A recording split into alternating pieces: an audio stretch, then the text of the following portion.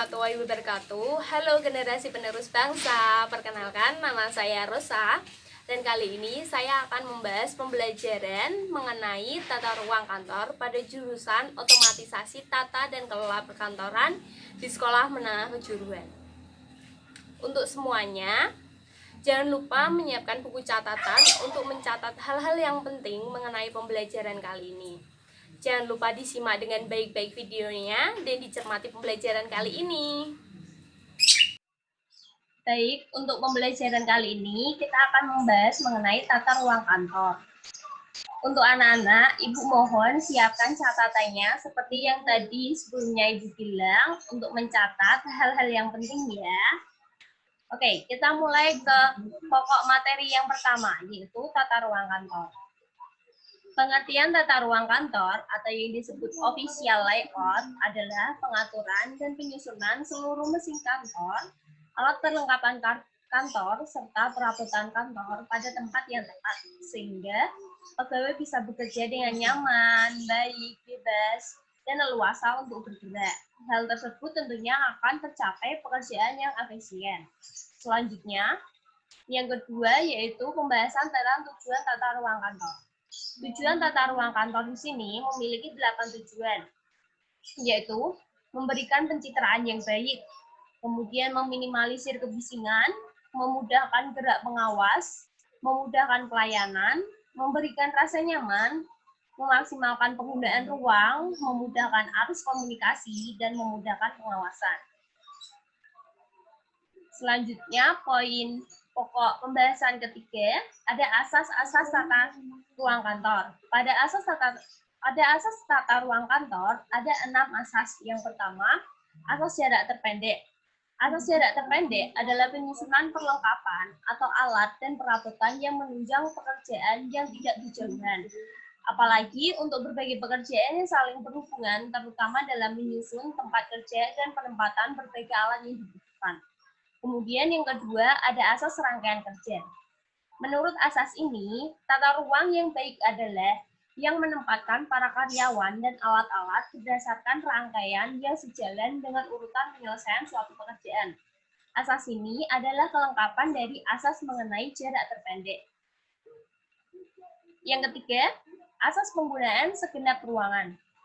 Asas penggunaan segenap ruangan adalah asas yang dipakai untuk menata ruang kantor dengan memakai ruang kantor yang ada, termasuk penggunaan ruangan secara vertikal ke atas dan juga ke bawah. Asas ini memakai pemaksimalan ruangan. Selanjutnya yang keempat, ada asas perubahan susunan tempat kerja.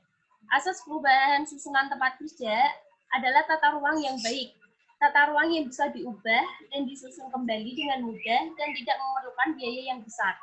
Perubahan tata letak kantor ini dilakukan untuk membuat suatu suasana yang baru dalam suatu kantor. Asas ini pun hanya memperhatikan besar, kecil, dan berat ringan dari perabotan kantor yang telah dipakai. Yang kelima, yaitu ada asas integrasi kegiatan atau terintegrasi.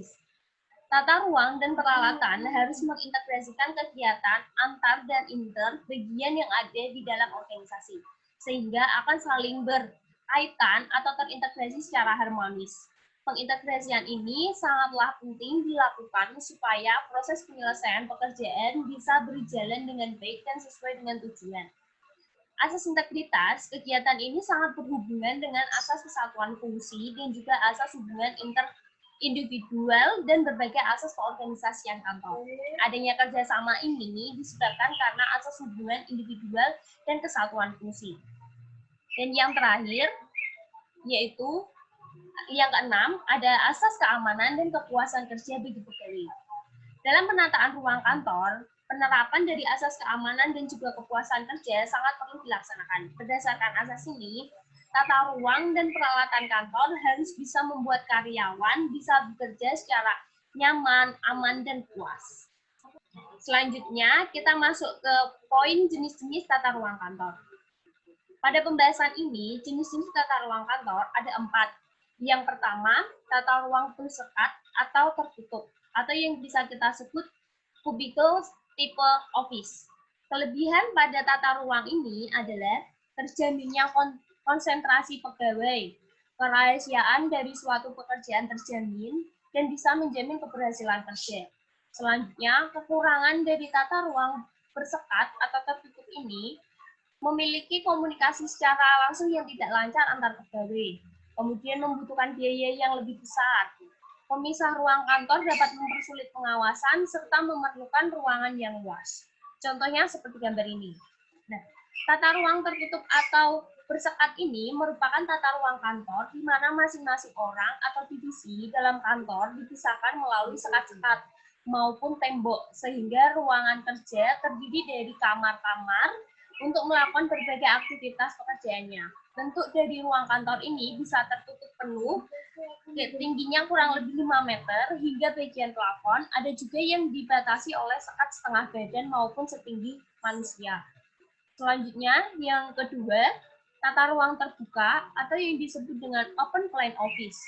Open plan office ini memiliki kelebihan yang fleksibel, mudah dalam mengadakan hubungan antar pegawai, kemudian biayanya juga lebih murah untuk hal pemeliharaan ruangan kerja. Kekurangannya pun yaitu kebisingan atau kegaduhan kemungkinan dapat terjadi. Selanjutnya, karyawan sulit untuk berkonsentrasi dalam bekerja, dan yang terakhir adalah sulit untuk merahasiakan pekerjaan yang sifatnya rahasia. Contoh tata ruang terbuka yaitu seperti ini. Nah, tata ruang terbuka adalah ruang kerja yang di dalamnya terdapat banyak karyawan atau divisi kerja yang tidak terpisahkan oleh pembatas apapun, sehingga ruang kerja terlihat cukup luas. Yang ketiga, ada tata ruang berpanorama atau yang disebut landscape office. Kelebihan pada tata ruang berpanorama ini adalah karyawan akan merasa betah dan nyaman bekerja, kemudian kantor menjadi terlihat lebih segar, dan kepengapan kantor dapat diminimalisir, dan juga produktivitas kerja pun menjadi meningkat. Selanjutnya, kekurangan dari tata ruang berpanorama ini, untuk membuat tanaman dan dekorasinya dibutuhkan biaya yang cukup tinggi. Selain itu, biaya dari pemeliharaan dan perawatan yang cukup tinggi juga, serta konsentrasi juga dapat berkurang apabila terdapat sesuatu di luar ruangan. Contoh ruangan berpanorama seperti ini, di mana ruangan itu memiliki hiasan. Nah, tata ruang berpanorama ini adalah ruang kerja yang dihiasi oleh berbagai elemen hiasan untuk mempercantik ruangan kantor. Beberapa elemen hiasan ini bisa berupa tanaman hidup, tanaman sintetis, maupun bisa berupa dekorasi lain seperti kain, styrofoam, gabus, dan lain-lain.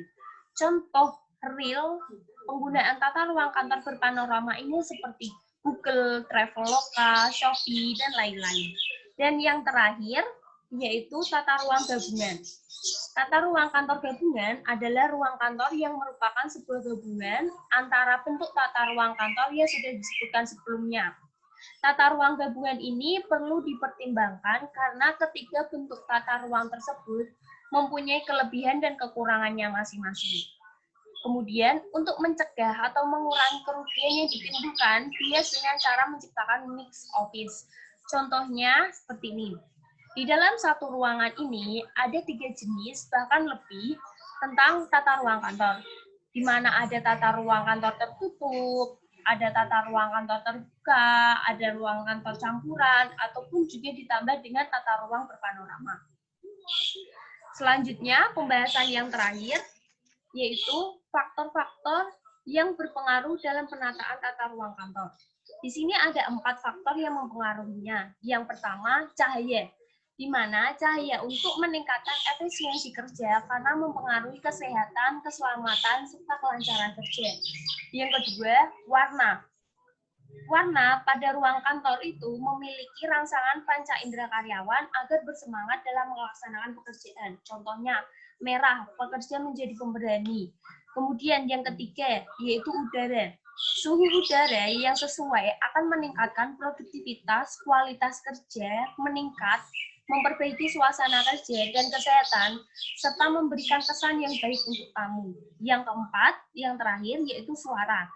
Suara yang bising dapat mengganggu dan konsentrasi kerja dan berpengaruh pada kesehatan karyawan.